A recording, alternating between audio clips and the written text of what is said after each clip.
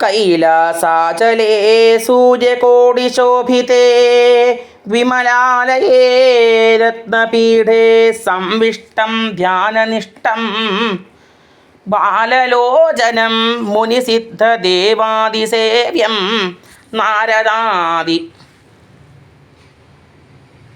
നീലലോഹിതം നിജഭർത്താരം വിശ്വേശ്വരം വന്ദിച്ചു വാമോത്സംഗേ വാഴുന്ന ഭഗവതി സുന്ദരി ഹൈമവതി ചോദിച്ചു ഭക്തിയോടെ സർവാത്മാവായ നാഥ പരമേശ്വര പോറ്റി സർവലോകാവാസ സർവേശ്വര മഹേശ്വര സർവശങ്കര ശരണാഗത ജനപ്രിയ സർവദേവേശ ജഗന്നായക കാരുണ്യാതേ അത്യന്തം രഹസ്യമാം വസ്തുവെന്നിരിക്കിലും എത്രയും മഹാനുഭാവന്മാരായുള്ള ജനം ഭക്തിവിശ്വാസ ശുശ്രൂഷാദികൾ കാണും തോറും ഭക്തന്മാർക്കുപദേശം ചെയ്തിടുമെന്നു കേൾപ്പൂ. ആകയാൽ ഞാനുണ്ടൊന്നു നിന്തിരുവടി തന്നോട് ആകാംക്ഷ പരവശ ചേതസാ ചോദിക്കുന്നു. കാരുണ്യമെന്നെക്കുറിച്ചുണ്ടെങ്കിൽ എനിക്കിപ്പോൾ ശ്രീരാമദേവതത്വം ഉപദേശിച്ചിടേണം. തത്വഭേദങ്ങൾ വിജ്ഞാനജ്ഞാന വൈരാഗ്യാദി ഭക്തി ലക്ഷണം സാംഖ്യയോഗ ഭേദാദികളും ക്ഷേത്രോപവാസഫലം യാഗാദി കർമ്മഫലം തീർത്ഥസ്നാനാദിഫലം ദാനധർമാദിഫലം വർണ്ണധർമ്മങ്ങൾ പുനരാശ്രമധർമ്മങ്ങളും എന്നിവയെല്ലാം എന്നോടൊഴിയാതെ വണ്ണം നിന്തിരുവടി അരുൾ ചെയ്തു കേട്ടത് മൂലം സന്തോഷമകതാരിലേറ്റവും ഉണ്ടായി വന്നു. ബന്ധമോക്ഷങ്ങളുടെ കാരണം കേൾക്കമൂലം അന്ധത്വം തീർന്നുകൂടി ചേതസി ജഗൽപദേ. ശ്രീരാമദേവൻ തൻ്റെ മാഹാത്മ്യം കേൾപ്പാനുള്ളിൽ പാരമാഗ്രഹമുണ്ട് ഞാനതിൻ പാത്രമെങ്കിൽ കാരുണ്യാംബുധേ കനിഞ്ഞരുളി ചെയ്തീരണം ആരും നിന്തിരുവടിയൊഴിഞ്ഞില്ലതു ചൊൽവാൻ. ഈശ്വരി കാർത്യായനി പാർവതി ഭഗവതി ശാശ്വതനായ പരമേശ്വരനോട് ഇവണ്ണം ചോദ്യം ചെയ്തതു കേട്ടു തെളിഞ്ഞു ദേവൻ. ജഗദാദ്യനീശ്വരൻ മന്ദഹാസം പൂണ്ടരുൾ ചെയ്തു. തന്നെ വല്ലഭേ ഗിരികന്യേ പാർവതി ഭദ്രേ നിന്നോളമാർക്കുമില്ല ഭഗവത് ഭക്തിനാഥേ. ശ്രീരാമദേവതത്വം കേൾക്കണമെന്ന് മനതാൽ ആകാംക്ഷയുണ്ടായി വന്നത് മഹാഭാഗ്യം. മുന്നമെന്നോടിതാരും ചോദ്യം ചെയ്തില്ല ദാനം നിന്നാണേ കേൾപ്പിച്ചതില്ലാരെയും ജീവനാഥേ.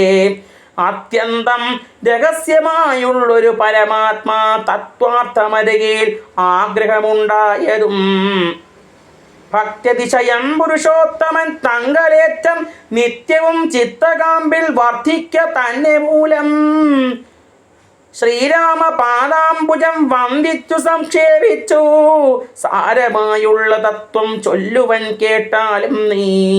ശ്രീരാമൻ പരമാത്മാ പരമാനന്ദമൂർത്തി പുരുഷൻ പ്രകൃതിതൻ കാരണനേകൻ പരൻ പുരുഷോത്തമൻ ദേവൻ അനന്തൻ ആദിനാഥൻ ഗുരുകാരുണ്യമൂർത്തി പരമൻ പരബ്രഹ്മം ജഗതുദ്ഭവസ്ഥിതി പ്രളയകർത്താവായ ഭഗവാൻ വിരിഞ്ച നാരായണ ശിവാത്മകൻ അദ്വയനാദ്യനജനൗവേനാത്മാരാമൻ തത്വാത്മാ സച്ചിന്മയൻ സകളാത്മകനീശൻ മാനുഷനെന്നു കൽപ്പിച്ചിടുവോരജ്ഞാനികൾ മാനസം മായാതവ സംവൃതമാകമൂലം സീതാരാഘവ മരുൾസൂന് സംവാദം മോക്ഷ സാധനം ചൊൽവന്നാതെ കേട്ടാലും തെളിഞ്ഞു നീ. എങ്കിലോ മുന്നം ജഗന്നായകൻ രാമദേവൻ പങ്കജവിലോചനൻ പരമാനന്ദമൂർത്തി ദേവകണ്ഠകനായ പംക്തികണ്ഠനെ കൊന്ന് ദേവിയുമനുജരും വാനരപ്പടയുമായി സത്വരം അയോധ്യ പുക്കഭിഷേകവും ചെയ്തു.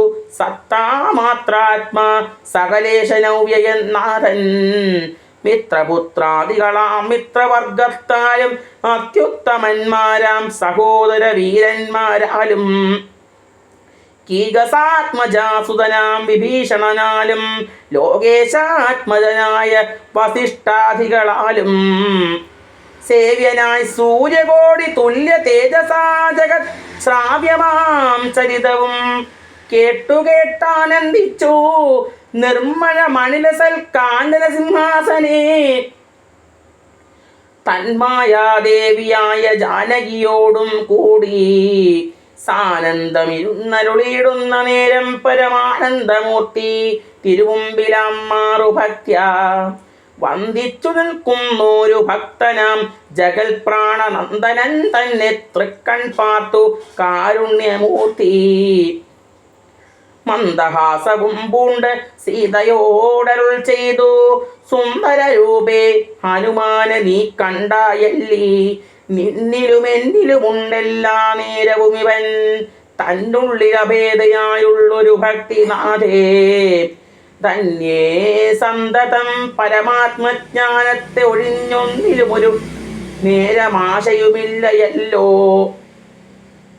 നിർമ്മലനാത്മജ്ഞാനത്തിനിവൻ പാത്രമത്രേ, ധർമ്മമൻ നിത്യ ബ്രഹ്മചാരികൾ മുമ്പനല്ലോ.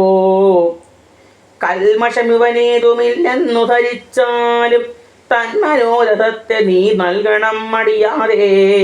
നമ്മുടെ തത്വം ഇവൻ അറിയിക്കണമിപ്പോൾ, ചിന്മയേ ജഗന്മയേ സന്മയേ മായാമയേ. ബ്രഹ്മോപദേശത്തിന് ദുർലഭം പാത്രമിവൻ, ബ്രഹ്മജ്ഞാനാർത്ഥികൾ ഉത്തമോത്തമനെടോ.